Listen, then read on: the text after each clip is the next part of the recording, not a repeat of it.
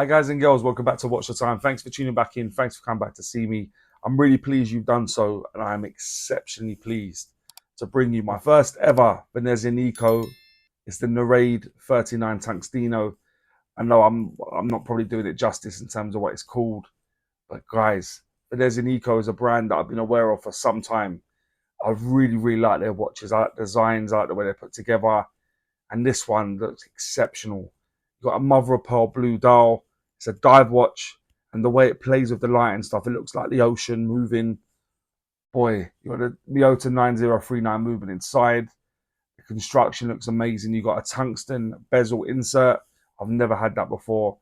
I do really think that Venezianico are going to be doing bits moving forward. Some of the stuff they're releasing is just exceptional. Really pleased to get some hands on with this. And I'm really hoping it lives up to all my expectation because it's a brand that I've really wanted to feature for some time. Really excited to do so. So guys, thanks for sending it over. Is it as good as all that though? Is it as good as the pictures? Is it as it lived up to my expectation? So we're going to work that out together. So like I said, grab yourself a nice cold drink, sit back, relax. There's a link in the description if you like it. But it's about that time to get the camera turned around and get on with it. Hi guys, so this is the watch, or at least this is the packaging. So there's the box. They have given a booklet. Guys, very impressive. It just sort of covers everything to do with their inspiration and different watches they've got and stuff. So yeah, definitely worth a read. I actually perused through that quite a bit, which is quite good. Very unusual for me. I normally get other stuff. I'll be honest, I don't tend to look at it. But yeah, Venezianico, I hope so I get it the right way around. Are definitely a brand that's got all my attention. Outer sleeve, nicely finished. I'll also actually bring a picture up now of the box it came in. Yeah, it stunned me enough for me to take a picture. So yeah, this is the watch box. Inside we have, you'll see that I've used two links for it to fit my wrist. It is a bit loose, so there's no half links, which is a bit disappointing. But let me just get that all to the side. Yeah, sort of a velvety material inside. The only thing that's a bit tricky is it does tend to stick to the watch. So let me just give it a bit of a wipe. So yeah, do bear that in mind, guys. When it comes, it might have little bits of lint on it from the inside of there. But then what you're dealing with is this watch. And guys, I'll be honest, it is a stunner. I wasn't sure what to expect. I didn't know if it would look as good in person as it does on the pictures. But let's take a look at that, as I said at the time. It is a real stunning piece. And when the opportunity came to review it, you obviously knew what I said, because here it is. So this is the Venezianico Nereide Tungsteno 39. I do apologize, guys, if I pronounce some of this stuff wrong, but just that's not really the most important part. The most important part is to have a look at this beautiful watch, isn't it? Because it is a stunner. So as I said, yeah, Nereide Tungsteno 39. Inside this watch, it's running an automatic Miyota movement. It's a 9039. Guys, what can I say? What can I say now that I've not already said about the Miyota 9000 series of movements? By far, one of my favorites. It was nice to see this in this watch, high beat movement, and it's been performing very well. It's 5 seconds fast a day, and like I said, these movements do challenge the Swiss with their movements. And like I said, it's a no date movement and a no date watch, which obviously you'd expect for the price. But yeah, really nice to see. The construction of the watch, aside from the bezel insert and crystal, is all 316L stainless steel. So I was really happy with the finish. And if you see the transitions, so it's all brushed, transition to the polished surface. The only other polished surface really is on the center links of the bracelet. Like I said, the bezel. So the bezel, case, crown, bracelet, butterfly clasp. Let me fully open that up. Case back, which is screwed down. We'll talk about that in a moment. It's all 316L stainless steel. Like I said, I've just been really happy with the level of finishing and attention to detail of this watch. The case thickness of this watch is coming at 10.4 millimeters. I kid you not, guys. 10.4 millimeters for a diver is unheard of. That is unbelievable. The case diameter, I measured from the 8 to the 2, it was coming in at 39.4. And when you go from the 9 to the 3, including the crown, it was coming at 42.3 millimeters. The lug width on this is 20. that does taper down to 16 millimeters at the butterfly clasp. And the lug to lug, tip to tip of the watch is 45.6. Overhangs a little bit because of the center link, but yeah, isn't too bad. Conforms nicely. It's all intents and purposes 45.6 millimeters. The bezel on this is a little bit stiffer, but I can still turn it. It's 120 click unidirectional bezel. That tungsten that they've used is supposed to be more scratch proof than ceramic, and it's black, very mirrored, but in different lighting it looks different because of the mirror effect on it. Really, really nice. 120 click unidirectional bezel. Nice blue accent up at the 12, the sort of the same color as the dial, which is also nice to see. Crown situated at the 3 o'clock position, screw down crown, nice bit of pop. It engages really nicely when you want to screw it and unscrew it. Screw down case back, and it is actually screwed down, and it has got a Submarine, which is the Nereide Submarine on the case back, which is really, really nice to see. I like the way they've done it. I can understand why they've screwed it down as well, because they want it to be straight when you look at it, so I can understand why they've done that. The fact they've still managed to get that water resistance up with that is good to see as well. Like I said, nice bit of taper, 4 mils of taper on the bracelet. Push pins, which I was rather surprised about. No half links either. Push pins, high polished center links of those H-link bracelets. The rest of it's all brushed. Come down to the butterfly clasp. Like I said, you can only do it one way given how it's sort of integrated. Signed on there with the butterfly clasp with the logo, which is cool to see. The crystal covering the dial, probably hardly surprising, is a sapphire crystal. And I'll be honest, guys, that has got a huge amount of AR coating. I use 3 different lights to record these videos, and you'll see that it's not doing too bad for itself in terms of the reflection. You're going to get a little bit on a shiny surface anyway.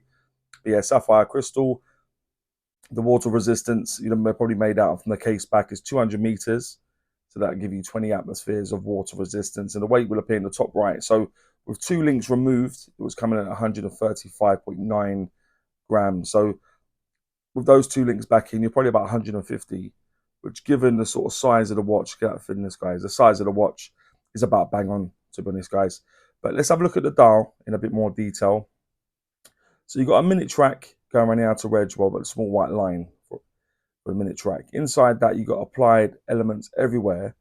And those indices, guys, the way they faceted those edges, play with the light so well.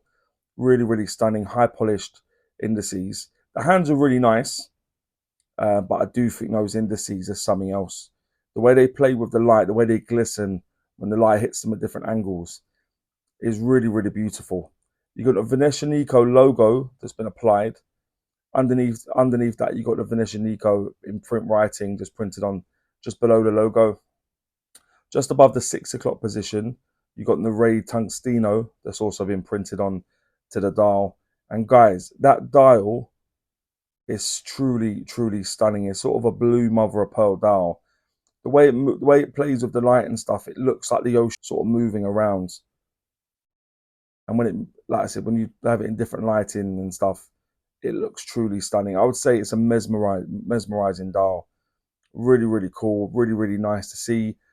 Like I said, blue, you got the black of the bezel. And like I said, it is black, but like I said, because of how shiny it is, it doesn't always look so dark. It looks quite light. Like I said, mirrors off it as well. But yeah, that's the hands, that's the indices, that's the dial, guys. Copper load of this loom.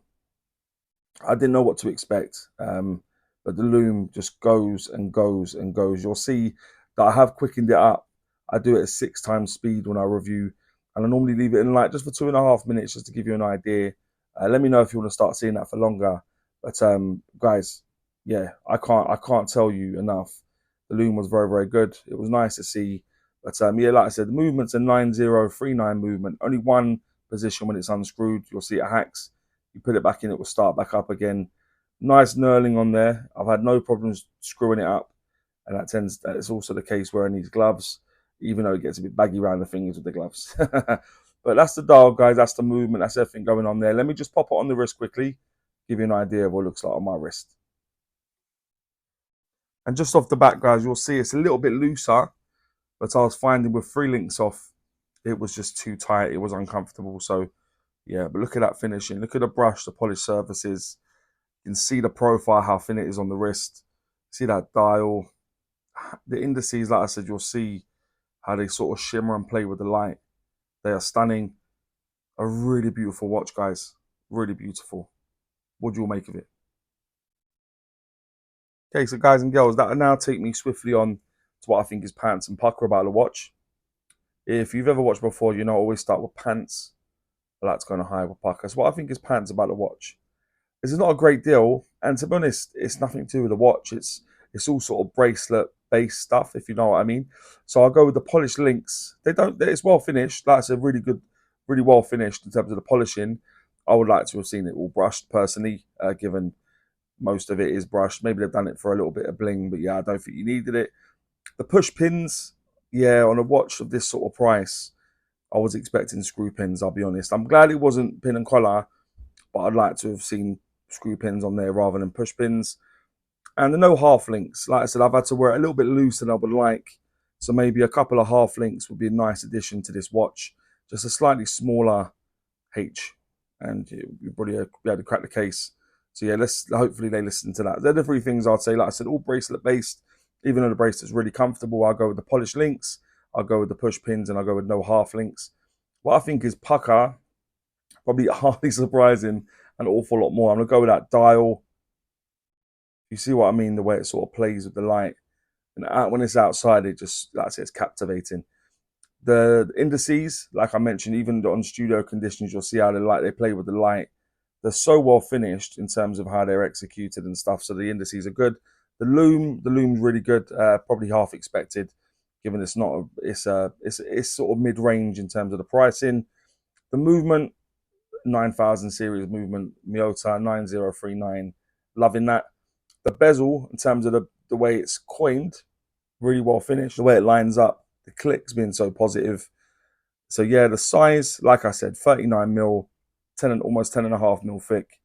The size in this watch is unbelievable. The case back, a bit of artistry on the case back with the Nereide Submarine. Again, that sort of stuff I love. I do love all that sort of stuff.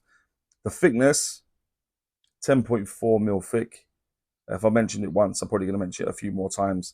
That is unbelievable. I've never seen a dive watch this thin. And just the general look of the watch, I think it's a real stunner. I really think it's going to be a statement piece. It's going to be one that, like I say, as a no date option, is there much better out there than this at the price point? If there is, please let me know. So yeah, they're the things I'm going to mention. Is the dial, indices, loom, movement, bezel, size, case back, thickness, and the general look of the watch. And that'll take me now on to, would I recommend this watch? And I mean, given how many things I've mentioned now in terms of the watch itself and everything else, it's going to be a hard, of course, I would recommend this watch, guys. Venezianico are a brand I do expect to keep going on and doing bits. They're an outstanding brand, to be honest. They're really on the up. And I think this watch is a true sign of that. So I would recommend it. But guys and girls, as I always say, please let me know what you think about this watch, more importantly, and maybe any other watches you may want to see on the channel. And as I always say, don't forget to like, comment, subscribe, and always watch the time. Take care, guys. All the very best.